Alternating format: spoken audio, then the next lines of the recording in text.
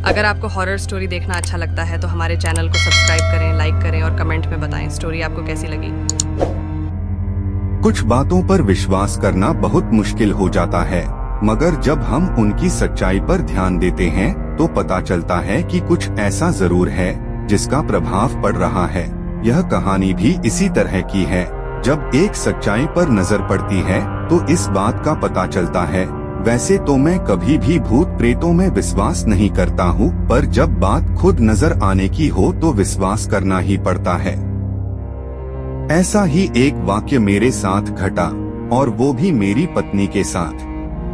मेरा नाम अनिल कुमार है और मैं जिला आजमगढ़ उत्तर प्रदेश का रहने वाला हूँ। मैं और मेरा परिवार काफी टाइम से यहाँ पर रह रहे हैं। हम 4 मेंबर हैं। मैं, मेरी पत्नी और मेरे 2 बच्चे। मेरी पत्नी भगवान को बहुत ही ज्यादा मानती है। वो दिन भर पूजा पाठ में ही लगी रहती है। लेकिन उसके साथ एक दिन वो घटा जिसकी कभी हमें उम्मीद भी नहीं थी।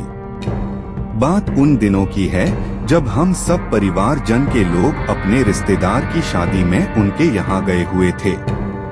हमें वह जाकर ही पता चला था कि पड़ोस में रहने वाली एक महिला की मौत हुई थी कुछ दिन पहले ही। शादी तो ठीक ठाक से निपट गई और हम सब घर वापस आ गए। लेकिन इस बार हम 4 लोग नहीं बल्कि 5 लोग घर वापस आए थे।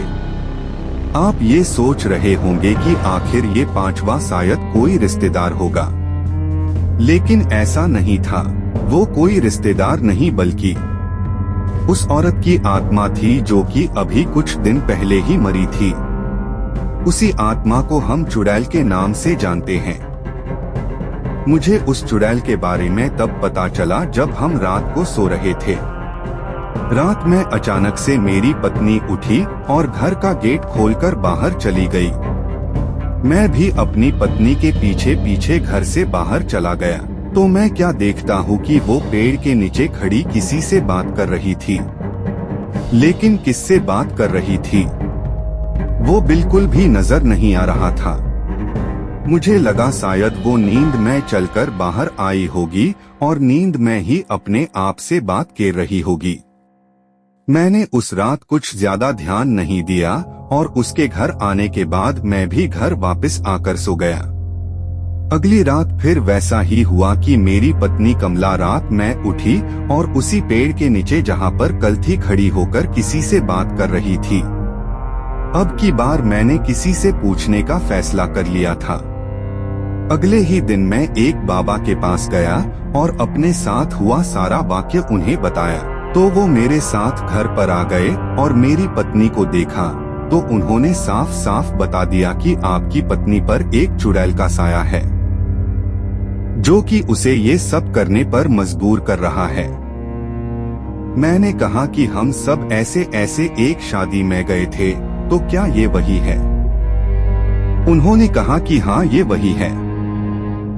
तो मैं उनसे उपाय पूछा तो उन्होंने मुझे बता दिया।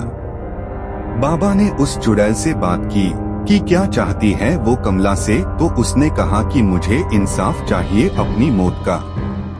उसने बताया कि उसे पैसों की लालच में उसके ससुराल वालों ने मार डाला था, तभी से वो भटक रही है और उसकी आत्मा को अभी तक शांति नहीं मिल पाई है।